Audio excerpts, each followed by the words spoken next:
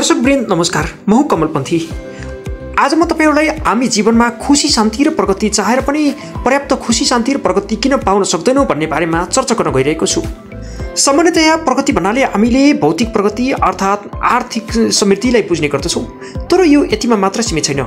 हामीले समृद्धि अन्तर्गत आफ्नो जीवनलाई पूर्ण बनाउनको लागि जीवनका अन्य आयामहरूलाई पनि सँगसँगै बुझ्न र अगाडि बढाउन जरुरी हुन जान्छ, जस अन्तर्गत हाम्रो सम्बन्ध, सामाजिक योगदान, पारिवारिक सम्बन्ध, स्वास्थ्य, अध्यात्म लगायत समेत पर्न सक्दछन्। यद्यपि हामी अधिकांशको अहिलेको ध्यान भनेको आर्थिक प्रगतिलाई नै मुख्य प्रगति मान्ने अवस्था सिर्जना भएको छ, जुन अहिलेको हाम्रो परिस्थितिको बाध्यता समेत भन्न सकिन्छ। यसकारण म तपाईहरुसँग भौतिक प्रगतिकै कुरा गर्न चाहन्छु। यदि हामी भौतिक प्रगतिको दिशामा अगाडि बढ्न गइरहेका छौं भने हामी साँच्चै आफ्नो प्रगतिको दिशामा अघि बढ्ने क्रममा कति स्पष्टताको साथ काम गरिरहेका छौं, अथवा हामीले आफ्नो जीवनको लक्ष्य उद्देश्य कति गहिरोसँग तयार गरेका छौं, अथवा आफूलाई कति माथि पुर्याउने योजना संकल्पसहित हामी आफूलाई कर्मक्षेत्रमा होमेका छौं, त्यो धेरै महत्त्वपूर्ण हुन आउँछ। यसअघि दोस्रो नम्बरमा छ प्राथमिकीकरण। यदि हामीले आफ्नो जीवनमा ठूलो लक्ष्य हासिल गर्ने योजना बनाएका छौं अथवा सोचेका छौं भने सोही अनुसार हाम्रा कार्य गतिविधिहरूले समेत त्यसलाई समर्थन गर्नुपर्दछ। यसका लागि हाम्रा जुन कार्य गतिविधिहरू छन्, हाम्रा प्राथमिकताहरू छन्, चाहे ती ससाना नै किन नहुन्, ती हाम्रो योजनासँग तालमेल मिल्ने किसिमका हुनुपर्दछ। यसकारणले हाम्रा प्राथमिकताको आधारमा हाम्रा योजनाहरूलाई अगाडि बढाउनु जरुरी हुन्छ, जसले गर्दा कुन काम बढी महत्त्वपूर्ण छ र कुन काम कम महत्त्वपूर्ण छ, कुन काम तत्काल गर्नुपर्छ र कुन काम हामी तत्काल नगर्दा अथवा अलि पछि गर्दा पनि फरक पर्दैन, र कुन काम हामीले अन्य व्यक्तिलाई जिम्मेवारी दिएर अरूबाट सम्पन्न गराउन सक्छौं भन्ने कुरामा सहयोग मिल्नेछ। यसैगरी म अर्को तेस्रो मुद्दा छ ट्र्याकिङ।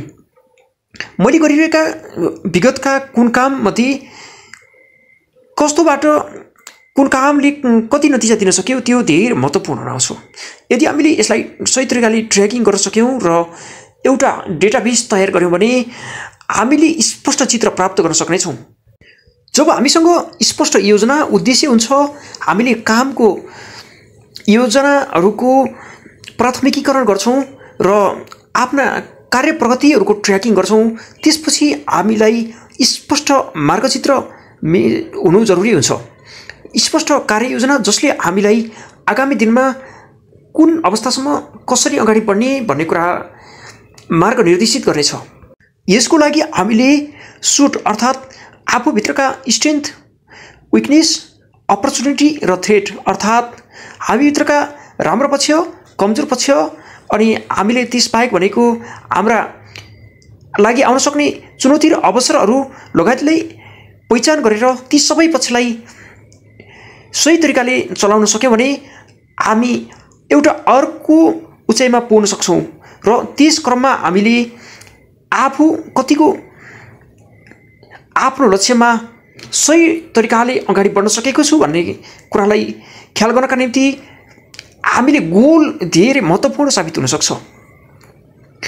अर्को छ आफू जुन क्षेत्रमा अगाडि बढ्न चाहेका छौं त्यो क्षेत्रमा यदि हामीसँग सिप अथवा क्षमता विकास भएको छ छैन, त्यससँगै हामीले यदि आफूसँग पर्याप्त सिप क्षमता र जनशक्ति छैन भने आवश्यकता अनुसारको जनशक्ति तयार गर्नुपर्ने हुन्छ। त्यस आवश्यकता अनुसारको सिप अथवा तालिम आफूमा विकास गर्नुपर्छ र आफ्ना जुन टिम कर्मचारीहरू छन् तिनीहरूलाई प्रशिक्षित गर्नुपर्दछ।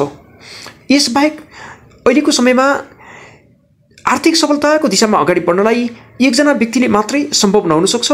यसकारणले विचार मिल्दा अन्य व्यक्तिहरूलाई समेत साथमा लिनु जरुरी हुन्छ। जति हामीसँग बलियो सञ्जाल अथवा नेटवर्क हुन्छ नि, हामी त्यति माथि पुग्न सक्ने सम्भावना हुन्छ। यसै कारणले भनिन्छ नेटवर्क इज योर नेटवर्थ। व्यावसायिक क्षेत्रमा अगाडि बढ्न चाहने व्यक्तिले आफूलाई सदैव सम्बन्धित क्षेत्रको ज्ञान भएका व्यक्तिहरूसँग संगत बढाउनमा तल्लीन रहन जरुरी हुन जान्छ। जीवनमा अगाडि बढ्नका लागि अनुशासन धेरै महत्त्वपूर्ण हुन जान्छ। अनुशासनले हामीलाई स्वनियन्त्रित अवस्थामा रहनमा समेत भूमिका निर्वाह गर्ने काम गर्दछ। जति बेला हामी अप्ठ्यारो अवस्थामा हुन्छौँ अथवा जति बेला चुनौती आइपर्छ त्यति बेला हामीले केवल मनबाट मात्रै चलेर सही दिशामा पुग्न सक्ने स्थिति नरहन सक्छ।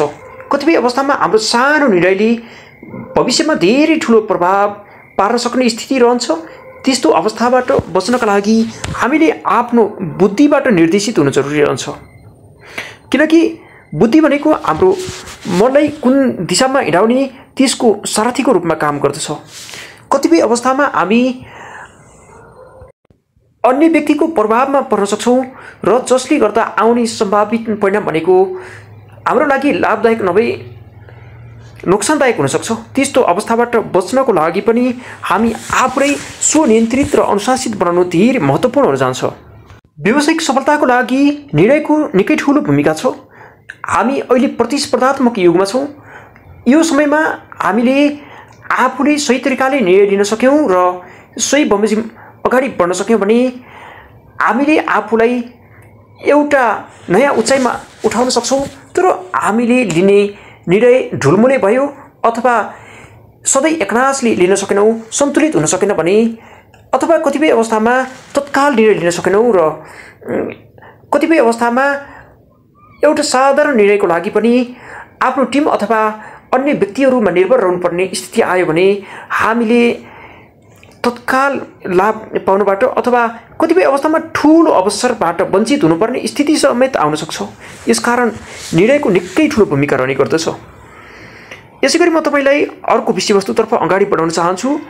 हामी आफ्नो जीवनशैली र अनुशासन समेत त्यति महत्त्वपूर्ण हुन जान्छ हाम्रो लक्ष्य प्राप्तिमा।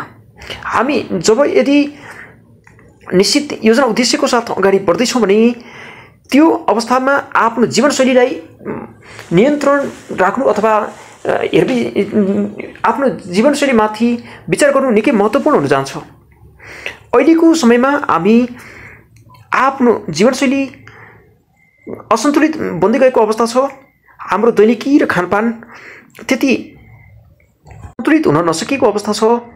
हाम्रो खाद्यान्न अथवा खाना मूलतः जङ्क र प्रोसेस फुडमा आधारित बन्दै गएको छ। हामीले प्रशोधित तेल नुनको अधिक प्रयोग गर्नुपर्ने, चिनी लगायतका कुराहरूमा निर्भर रहनुपर्ने स्थिति छ। हाम्रो बानी व्यवहार पनि कार्यव्यस्तताको कारणले जुन तरिकाले आफूले ट्र्याक गर्नुपर्ने अथवा सञ्चालन गर्नुपर्ने हो त्यो अनुसारको हुन नसकेको स्थिति छ। हाम्रो बाहिरी वातावरणबाट पनि हामी तुरुन्तै प्रभावित हुने अवस्था छ। हाम्रो खाना, पानी, हावा लगायतका तत्त्वहरू दूषित छन्। डिजिटल डिभाइसको अधिक प्रयोग गर्नुपर्ने स्थिति र कतिपय अवस्थामा हामीले मनोरञ्जनको लागि समेत यसै डिभाइसलाई प्रयोग गर्नुपर्ने अवस्था समेत रहँदै आएको छ। कामको प्रकृतिले समेत हामी डिजिटल डिभाइसबाट टाढा हुन नसक्ने अवस्था बन्दै गएको छ, किनकि अहिलेको समयमा डिजिटल डिभाइसहरू भनेका विज्ञानका नवीनतम उपहार समेत हुन्। कतिपय अवस्थामा हामी फजुल खर्च गर्नुपर्ने अवस्थाबाट समेत आफूलाई नियन्त्रित गर्न नसक्ने अवस्था आउन सक्छ। यी कारणले हामीले जुन लक्ष्य योजना तय गरेका छौँ त्यो दिशामा अगाडि बढ्नमा बाधा, अवरोध अथवा ह्रास आउन सक्ने स्थिति रहन्छ, किनकि हाम्रो मनोबल जति बलियो भए पनि हामी वातावरणबाट तत्काल प्रभावित भइहाल्छौँ। यस कारणले त्यस किसिमको प्रभावबाट बच्नका लागि आफ्नो खानपिन र जीवनशैलीले धेरै हदसम्म महत्त्वपूर्ण भूमिका निर्वाह गरेको हुन्छ। हामी आफ्नो खानपिन, जीवनशैली र व्यवहारलाई बदल्नका लागि अवश्य तयार भने हुनुपर्छ। कसरी त? यदि हामी आफू साँच्चै सफल बन्न चाहन्छौँ भने आफूमाथि लगानी गर्नु धेरै महत्त्वपूर्ण हुन जान्छ। जस्तो यस अन्तर्गत भनेका नियमित रूपमा अध्ययन, योग, ध्यान, साधना, प्रकृति प्रेमी हुनु लगायत रहन सक्छन्। यसैगरी खाना भनेको स्वस्थकर हुनुपर्छ, हाम्रो लागि लाभदायक हुनुपर्छ। मनोरञ्जनको सम्बन्धमा हामीले डिजिटल डिभाइसबाट नभएर वास्तविक वातावरणबाट मनोरञ्जन लिन सक्नुपर्छ, सिक्नुपर्छ। हामीले आफूलाई र अन्य व्यक्तिहरूलाई सम्मान गर्न सिक्नुपर्छ। जब हामीमा आत्मसम्मान विकास हुन्छ अथवा हामीले त्यस किसिमको अवस्था आफूमा विकास गर्छौँ र अन्य व्यक्तिहरूमा त्यो व्यवहार प्रदर्शन गर्दछौँ नि, यसले हाम्रो आत्मविश्वासलाई समेत थप वृद्धि गर्नमा भूमिका खेल्ने काम गर्दछ। यदि हामी सफलताको धेरै माथिल्लो उचाइमा अगाडि बढ्न चाहन्छौँ भने कतिपय अवस्थामा तत्कालीन लाभलाई मात्र नभई दीर्घकालीन लाभलाई विचार गर्न सक्ने शक्ति लङ टर्म भिजन अर्थात् अर्जुन दृष्टि आवश्यक पर्दछ। यदि हामीले आफूभित्रका डर, आशंका, रिस, अधिक लोभ, मोह, तत्कालीन आनन्द लगायतलाई जितेर खुसी, प्रेम, आनन्द, उत्साह, परोपकार भावना, दया, करुणाको प्रतिमूर्ति हुन सक्यौँ भने हामी अवश्य पनि आफूले चाहेको उचाइमा पुग्न सक्नेछौँ। हामीसँग जति बलियो कारण र योजना उद्देश्य छन् नि त्यति बढी दृढ अठोटका साथ आफ्नो कार्यक्षेत्रमा होमिनु जरुरी हुन जान्छ। यदि हामीले पूर्ण क्षेत्रमा पूर्ण क्षमतामा काम गर्न सक्यौँ भने साथै त्यसका लागि सबै स्रोत साधनहरूलाई परिचालन गर्न सक्यौँ भने हामीले चाहेका हरेक लक्ष्य योजनाहरूमा अवश्य पनि सफल हुन सक्छौँ। यसकारण पूर्ण क्षमतामा काम गर्ने प्रयास गरौँ।